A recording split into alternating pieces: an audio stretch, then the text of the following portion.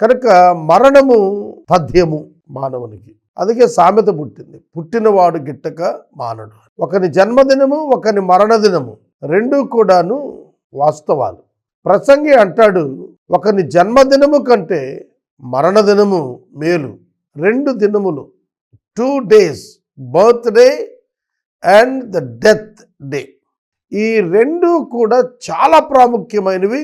వాటిల్లో ప్రధానమైనది మరణదినం, very important. ప్రారంభం కంటే ముగింపు మేలుకరం అన్నాడు. కనుక ప్రతి మనిషి కూడా ఈ లోకంలో పుట్టినవాడు చనిపోతున్నప్పుడు ఏం నేర్చుకోవాలి మనం? ఈ లోకంలోకి వచ్చిన ఆదాము మొదలుకొని మానవులందరూ కూడా మృతి పొందుతున్నారే. దేవుని కుమారుడైన యేసుక్రీస్తు కూడా ప్రకటన 1:18 యోహానుతో పద్మాసు దీపంలో చెప్పారు, యుగ యుగములకు సజీవుడనై ఉన్నాను, నేను మృతుడనయ్యాను అని చెప్పారు.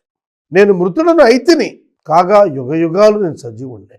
సజీవుడైన ఆయన కూడా ఫిజికల్ డెత్ ఎక్స్పీరియన్స్ చేశాడు, సమాధి చేపట్టాడు. కాబట్టి మరణము తథ్యము అని తెలిసిన మనం how to face it, how to prepare to receive it.